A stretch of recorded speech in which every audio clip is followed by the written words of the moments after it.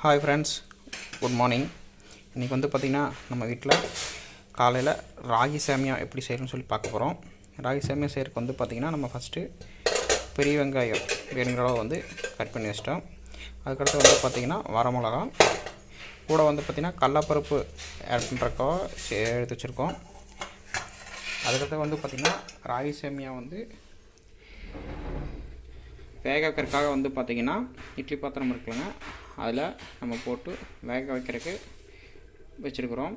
இது நல்லா வந்து பார்த்திங்கன்னா நம்ம இட்லி வேகிற மாதிரியே நல்லா வேகணும். நல்லா சாஃப்டாக வெந்ததுக்கப்புறம் கொஞ்ச நேரம் வந்து பார்த்திங்கன்னா காய வைக்கணும். இப்போ வந்து பார்த்திங்கன்னா வெந்துட்டுருக்கு.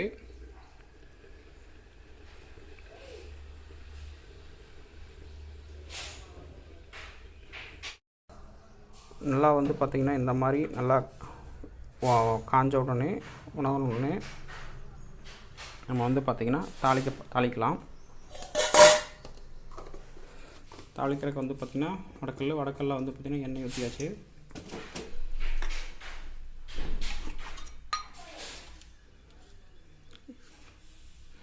கடுகு கொஞ்சம் ஆட் பண்ணிக்கிறோம். எண்ணெய் கொஞ்சம் நல்லா காஞ்ச உடனே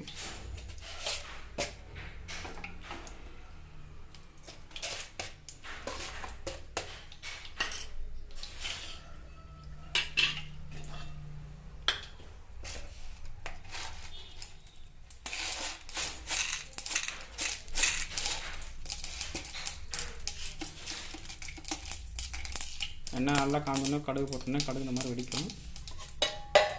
அதுக்கு பருப்பு போட்டுக்கணும்.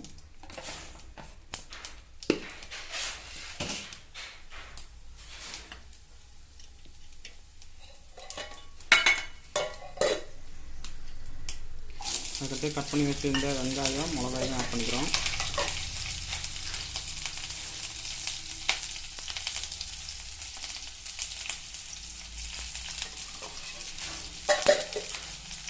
நல்லா தவாவி கொடுக்கணும் வேகிற மாதிரி.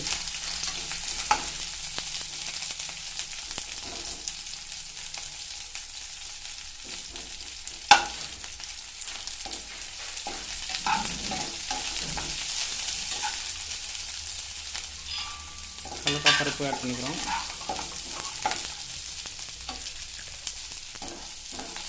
நிலக்கடலை,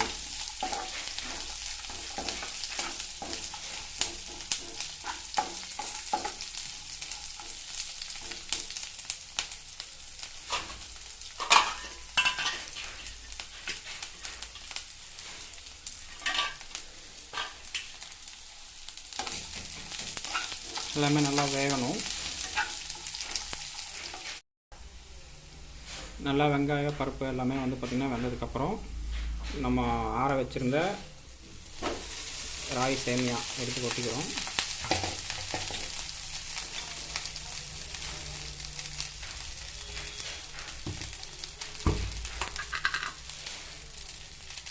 கிட்ட உப்பு ஆட் பண்ணிக்கிறோம்.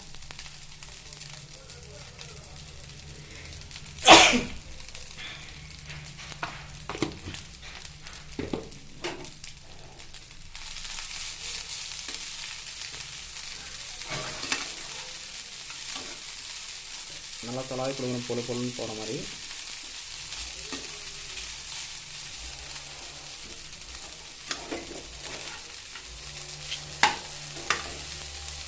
கட்டி எடுக்கிற மாதிரி இருக்கிறதால நல்லா உடச்சி விடணும்.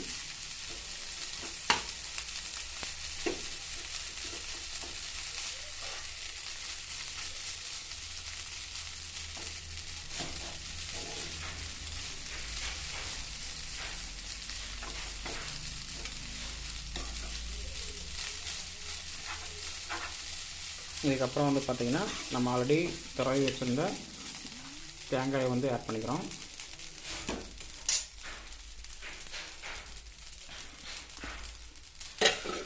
ஸோ ஆட் பண்ணிட்டு நல்லா துளவி கொடுக்கணும். அவ்வளோதான், துளவி கொடுத்தா சுவையான ராகி சேமியா ready. This video is sponsored by பைமோட் இ ஷாப்பிங்.